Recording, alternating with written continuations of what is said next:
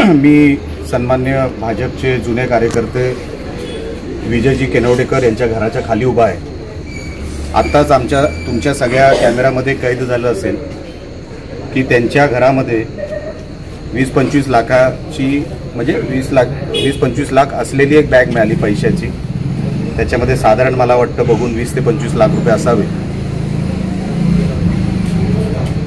हे विजय केनवडेकर यांच्या घरी हे पैसे काय करतायत हा माझा सवाल होता त्यांना। त्याचं काही ते उत्तर देऊ शकले नाही।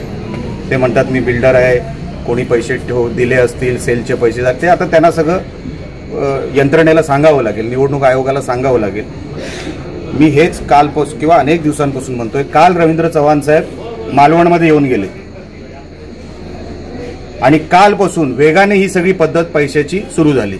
मी हेच म्हणत होतो, या अशा निवडणुका आपल्याला करायच्या आहेत का? ही पद्धत आहे का निवडणूक लढायची?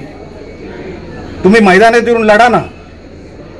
आज आपण 26 तारखेवर आहोत। 26 तारखेला एका घरामध्ये माझा आरोप अधिकाऱ्यांना पण आहे की हे काही एकच बॅग नाही आहे, त्या घरात अजून बॅग आहेत, त्या शोधून काढाव्यात, निवडणूक अधिकाऱ्यांनी शोधून काढाव्यात आणि योग्य ती कारवाई ती करणार किंवा त्यांनी करावी। पण ही निवडणूक लढायची जर आपण आज 26 तारखेवर आहोत, अजून 5 ते 6 दिवस जायचे। एका घरामध्ये तुम्ही 25-25, 50-50 लाख रुपये भरून ठेवलेले आहेत। मालवणमध्ये अशी 8-10 घर आहेत। काय करायचंय तुम्हाला निवडणुकीमध्ये? नेमकं काय धुमाकूळ घालायचंय तुम्हाला? जिल्ह्यामध्ये अशा निवडणुका कधी होत नव्हत्या। ही कुठली पद्धत आहे? ही निवडणुकीची जर पद्धत असेल तर काय निवडणूक लढून फायदा आहे? अहो ते घर बघा, विजय केनवडेकर त्यांच्या घरात फोटो बघा। 2 फोटो तर मला सन्मान्य रवींद्र चव्हाण साहेबांचे दिसले। मी जे काय आरोप करत होतो की कशासाठी आपण हे सगळं करताय, पुरा वातावरण गढूळ करून टाकायचं, शहराची वाट लावायची, ह्यांना काय विकास करायचा नाहीये, ह्यांना हेच करायचंय, कुठल्या तरी मार्गाने हेच करायचंय। म्हणून माझी विनंती निवडणूक आयोगाच्या अधिकाऱ्यांना पण होती। फ्लाइंग स्क्वॉड आला होता आणि सन्मान्य PI जगताप साहेब होते, त्यांनाही मी सांगितलेलं आहे, साहेब उद्या मी परत तुमच्या कार्यालयामध्ये येणार, मला तुम्ही काय कारवाई करताय हे भारतीय जनता पक्षाचे मी यादी देणार आहे। कोण कोण कार्यकर्ते इथे पैसे वाटतायत ते? पप्या तवटे, तो रुपेश कानाडे, तो रणजित देसाई, तो मोहन सावंत, अंगावर पैसे घेऊन वाटतायत सगळे।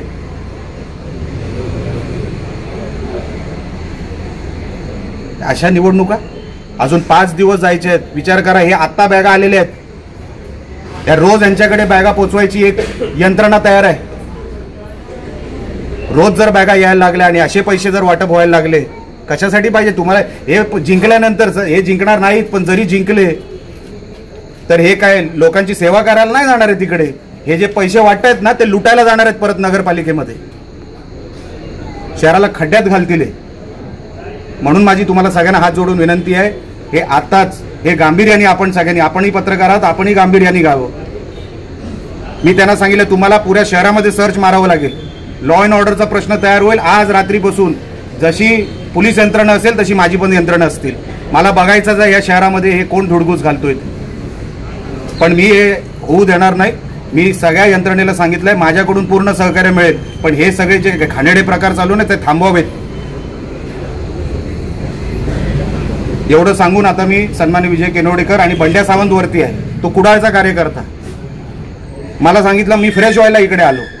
अरे तू फ्रेश व्हायला इकडे का आला? तुझा काय संबंध या घराशी? आणि ड्रायव्हर, मी बोललो तू वरती काय करतोय? म्हणतो चावी द्यायला आलो। आम्ही जेव्हा आतमध्ये शिरलो आणि विचारलं, म्हणजे बघत होतो, तर हे दोघं आतल्या खोलीत, जिथे तुम्ही पैशाची शूटिंग केली असेल, हे दोघं आतल्या खोलीत पळाले आणि ते पैसे डिस्पोज करायला ते प्रयत्न करत होते। त्यांना माहित नाही मी तयारीने आलो होतो, खालपर्यंत इकडे सगळी तयारीने होतो। ते पळायचे सगळे मार्ग बंद होते। त्यांना जेव्हा कळलं ते गपचूप वरती बसले। त्या विजय केनवडेकरांची घमेंड बघा किती आहे, त्यांना माहिती आहे ते सुटणार आहेत, काही होणार नाही त्यांच्यावर कारवाई, किरकोळ काहीतरी कारवाई होईल, ते सुटणार आहेत, त्यांना माहिती आहे सगळं। म्हणून बघा त्यांची शूटिंग घ्या, तुम्ही घेतलीच असेल, काय घमेंड आहे चेहऱ्यावर। हे पैशाचं घमेंड आहे. उतरवायला वेळ लागणार नाही. आतापासून ते 2 तारखेच्या निकाला म्हणजे 3 तारखेला निकाल आहे, 2 तारखेला पूर्ण सकाळपर्यंत आम्ही ह्याच्यावर लक्ष ठेवून आहोत. आम्ही जी काय कारवाई अधिकाऱ्यांना संबंधित करायला सांगितलेली आहे ते योग्य पद्धतीने करतील अशी विनंती मी त्यांना केलेली आहे. अशी आशा मी बाळगतो त्यांच्याकडून. आणि आता उद्या जेव्हा मी त्यांच्या कार्यालयात जाईन ते काय कारवाई करतायत हे मी तुमच्यासमोर परत एकदा येईन. धन्यवाद.